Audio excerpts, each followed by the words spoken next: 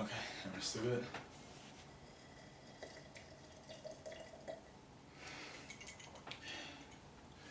Finals.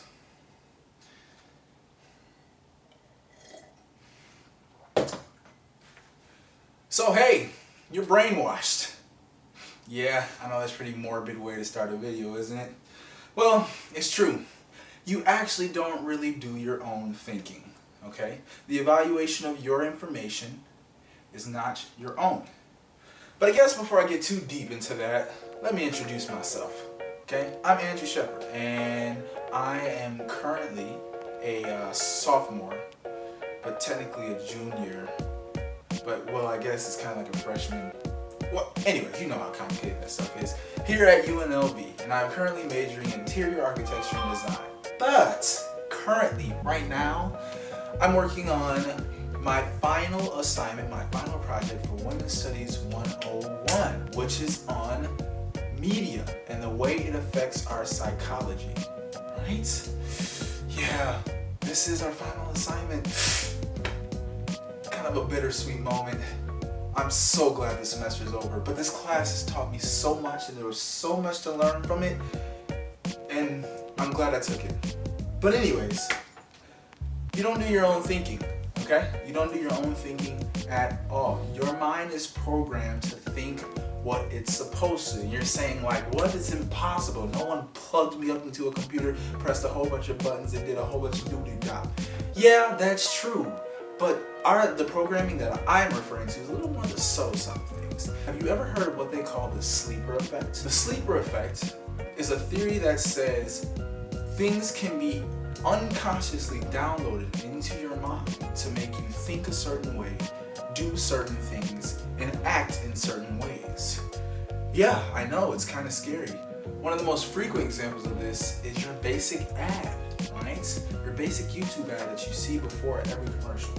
You know, before a video that you watch. Usually you pay no attention to it. And guess what? That's the point.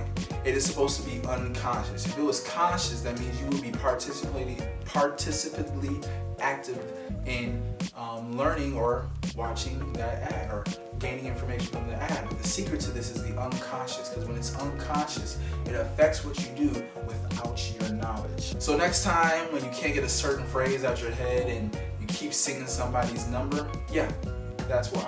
Now this introduces the question, what is the latest evaluation of media and its effects, and if it is a problem that needs to be solved, right? If this effect of media is a problem, whose end does it fall on to solve the problem? The consumer or the producer?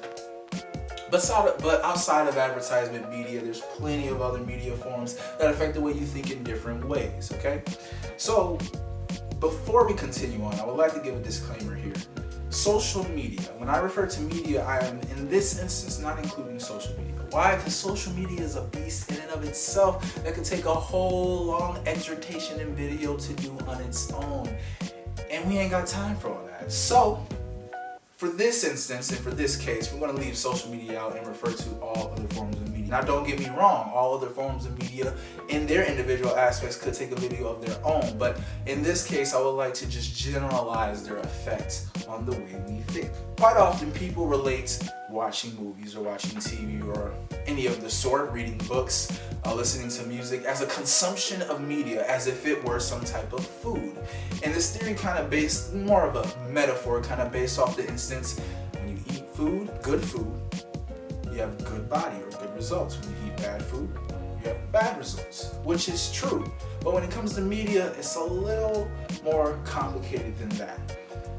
The way I can put it, or the way Stuart Hall put it, was when we consume media, it is not simply consuming, but rather a decoding of someone's encoded message. He says this: it is the set of decoded meanings which have an effect, influence, entertain, instruct, or persuade with very complex perceptual, cognitive, emotional, ideological, or behavioral consequences. This process of encoding and decoding is how you consume your media. But it doesn't stop there. It gets a little bit more complicated when we introduce authoritative figures. okay? And this is based off of the fact of the two-step flow theory that says media, which is produced, which is encoded, is first decoded by opinion leaders or social media influencers, which then they pass on their revelation or analysis onto the masses, okay? And you would probably initially say, absolutely not. There's no way I listen to people and what their opinions. I learned that the hard way. Okay, that's all right. If you're following me, I would like you to participate in this example, okay? So what I'm gonna do is I'm just gonna tell you I'm gonna ask you to do something, and all I need you to do it, okay? Okay, so everyone take 2 fingers, just like this, hold it up, and I want everyone to touch their cheek, just like this. Touch their cheek, just like this. Now, a lot of you probably just touched your chin. I said to touch your cheek, but you probably just touched your chin. Yeah, that's the way authority works, because you see me as authoritative figure because I'm in the center of the frame, because I'm looking right at the camera, because I'm talking to you, and you're listening to me. You see me as an authoritative figure. And because of that, you do what I did and not what I say. So that begs the question, if we are sitting here and all we're doing is encoding and decoding secret messages back and forth, then we must beg and ask the question, what if someone's codec is different from others? If I'm sitting down and watching a movie, my codec is different from the guy sitting next to me in the theater watching the movie, and his codec is different from the single mom that's in the back row and who's watching the movie. And all of our codecs are different from the director who actually made the movie. This causes a problem, right? We call this asymmetric interpretation. When my interpretation of the message is different from yours, which is different from his, which is different from hers, okay? Because of this, we develop a lot of problems because the messages intended to be received by directors are not received that way, but perceived in multiple different ways. And no wonder why everything nowadays is so freaking complicated. Okay? So next, that brings up the point of misconceptions and biases, okay? When it comes to academic research, right, the bar for credibility is quite high, okay? When I was doing my research to make this video, I looked at reliable sources like on Google Scholar. I checked sources. I didn't just go to the first 5 sources that I saw on Google and go with those. No, I did deep research. I looked at a lot of resources, and then after an analysis and an annotation of a lot of the bibliography, I chose a select few, right? When it comes to academics, this bar is set pretty high for credibility. However, when it comes to filmmaking, there is absolutely no sense of fact-checking, or in books or in songs or anything like that. And one could argue, well, the general purpose of this type of entertainment is to entertain and not necessarily inform. And that could be a fair argument. But then we move on to another form of media, news. This form of media has had a decline in the credibility of its journalists and its information for a long time, for decades now. It used to be that journalists, were required to maintain a certain integrity in order to do anything in the news or magazine industry. But now, because we have such a need for constant updated information, frequent information that's accessible 24/7, this bar has been lowered. This is why perspectives and analyzing perspectives is so important. Now that I say that, it makes me wonder, is objectivity even really attainable? Food for thought. So now let's talk about these problems. Now we told you how this works, the methodology, and how you get brainwashed on the daily, and you're like, hey, so what? So what if, someone tells me I'm in love with oatmeal raisin cookies, when in actuality, I absolutely love chocolate chip cookies. Who cares? Yeah, you're right, who cares? The weight in that circumstance is quite trivial, but however, when you look at it in other aspects, it gets quite serious. There's a lot of problems that result from this unconscious, biased influence. But for the sake of this video, I can't hit them all, so I'll just hit a few main ones, okay? Especially the ones we focused on in the course, right? First, I would like to mention is how we perceive ourselves physically. We focused a lot of this in the course.